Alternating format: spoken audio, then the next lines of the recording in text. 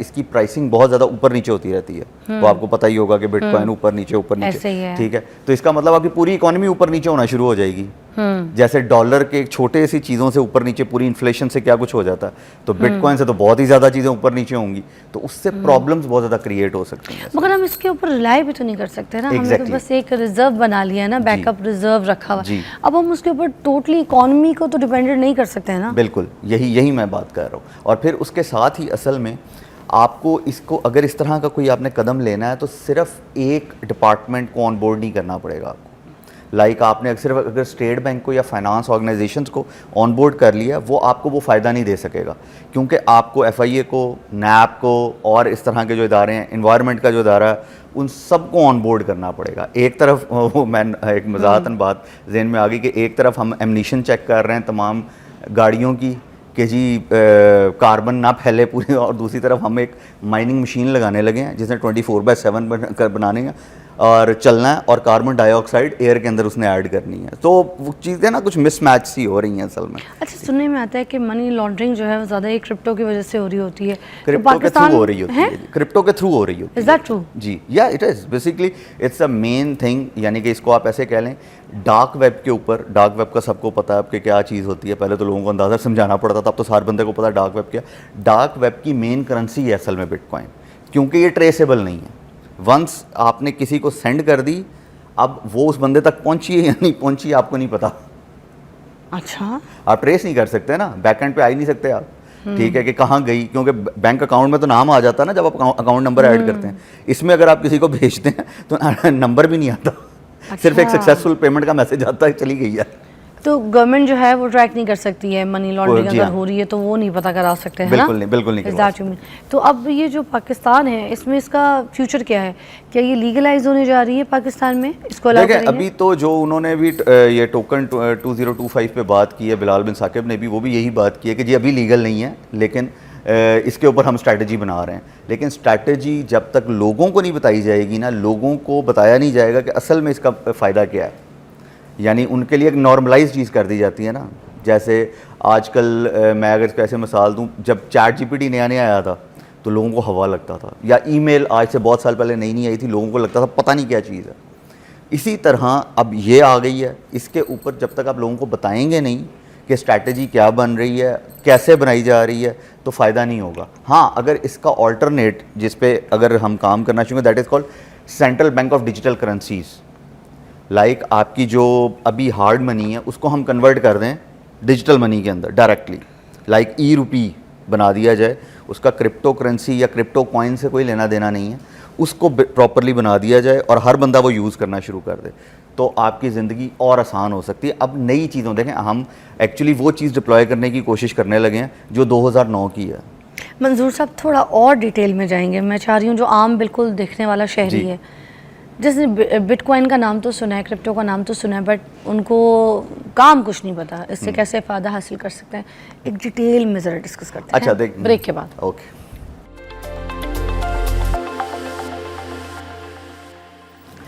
Welcome back. आज हम बात कर रहे हैं क्रिप्टो करेंसी के ऊपर और बिटकॉइन के ऊपर। अच्छा, ये एक सवाल बनता है कि जो FATF, ठीक है, ये जो एक ऑर्गेनाइजेशन है ना, ठीक है, जो कि मनी लॉन्ड्रिंग के अगेंस्ट काम कर रही होती है, इसमें पाकिस्तान पहले बड़े मुश्किलात में रहा है। अब अगर ये हम लीगलाइज कर देते हैं सारी चीज़ें, हम प्रॉपर तरीके से इसको नहीं करते, तो कि वहाँ पे FATF में क्या प्रॉब्लम्स हो सकती हैं? देखिए मैम, एक्चुअली चक्कर ये होता है, कोई भी ऑर्गेनाइजेशन है, UN है, FATF है, या कोई भी व्हाटएवर, कोई भी चीज़ ऐसी चल रही है, उनकी कुछ पॉलिसीज़ और कंप्लायंस होती हैं।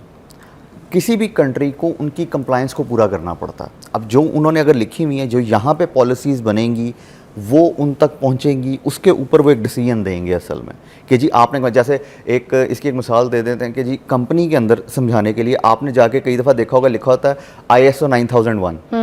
अब ISO 9001 का एक आम आदमी को क्या पता है कि वो क्या है?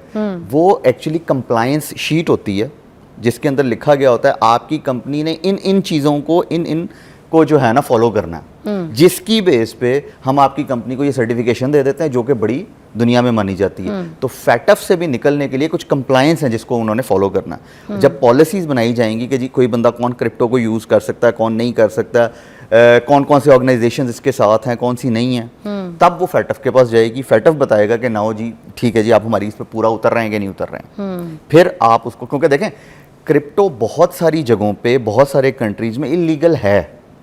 मतलब पाकिस्तान के अलावा और कौन सी जगह है जहाँ पे देखें चाइना में इलीगल है, यूएस की बहुत सारी स्टेट्स हैं जिनमें इलीगल है, यानी ये बहुत सारे कंट्रीज़ हैं।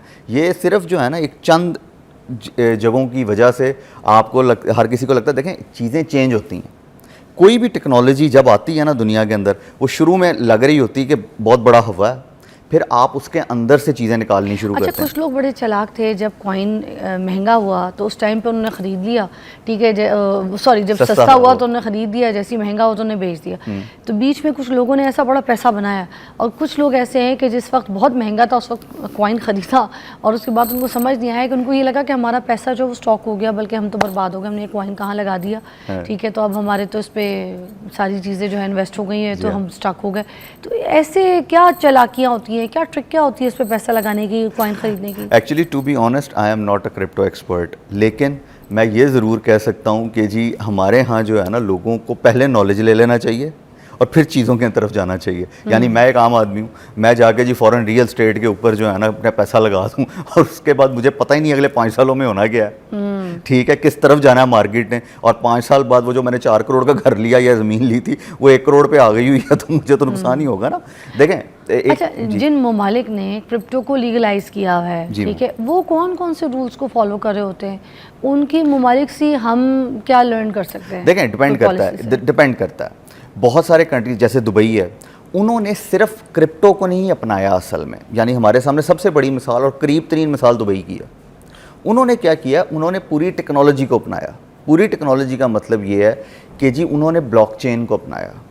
अब अगर मैं थोड़ी सी बात करूं कि जी 3 टेक्नोलॉजी हैं जिन्होंने दुनिया को चेंज करना है। First is IoT, internet of things, ये जो आपकी स्मार्ट डिवाइसेज हैं, आपका स्मार्टफोन है, स्मार्ट टीवी, स्मार्ट वॉचेस, माशाल्लाह आपको तो इन सब का पता है, ठीक है ना, जहाँ पे रिकमेंडेशन सिस्टम्स आ रहे होते हैं आपको, आप नेटफ्लिक्स देख रहे हैं या कोई और भी चीज़ देख रहे हैं, यूट्यूब पे देख रहे हैं, तो वो आपको बता रहा होता है, अगर आप गाने सुनते हैं तो वो गानों की चीज़ें आनी शुरू हो जाती हैं। मैं मैम फ़िज़ा अली को देखता हूँ तो मैम फ़िज़ा ने जितनी चीज़ें व्लॉग्स या जो भी वो नज़र आनी शुरू हो जाएंगी, रिकमेंडेशन आ जाएगी ना उसमें, ठीक है। तो स्मार्ट डिवाइसेज हैं। अच्छा, उसको थोड़ी देर के लिए आप ना चेंज कर दें कि ये डेटा गैदरिंग टूल है, अब उस डेटा ने गैदर होके किसी एक जगह पे सेव होना जहाँ पे वो चेंज ना हो सके, वो है ब्लॉकचेन। तो हम थोड़ी देर के लिए ब्लॉकचेन का नाम भी चेंज करते थे लोगों को समझाने के लिए कि डेटा स्टोरिंग टूल है, ठीक है। अब इतना सारा ज़ेटाबाइट पेटाबाइट्स ऑफ डेटा इकट्ठा करने के बाद अब क्या उसको यूज़ कौन करेगा? उसको यूज़ करेगा AI, जो कि आपका रियल डेटा उठा रहा है और आपकी लाइफ को प्रोडक्टिव बना रहा है असल में, जो आगे चल के जैसे आपका जो 24 घंटे का एक टास्क था वो 1 घंटे में होना शुरू हो गया। कैसे? आपकी अपनी चीज़ों को इस्तेमाल करते हुए। वो जैसे चलें, इसकी एक मिसाल ऐसे देता हूँ, वो जो हमारे यहाँ लोग फ़ौरन एक बात कर देते हैं ना, फेसबुक हमारी बातें सुन रहा है, व्हाट्सएप को पता है तो सही, मैं वही कहने लगा ना, व्हाट्सएप को पता, व्हाट्सएप जो है ना रिश्ते करने वाली माई है। जो बातें करें ना, अभी मैं खोलूंगी ना जैसी मोबाइल, तो उसमें वो चीज़ें आना शुरू हो जाएंगी, वही भेजेगा।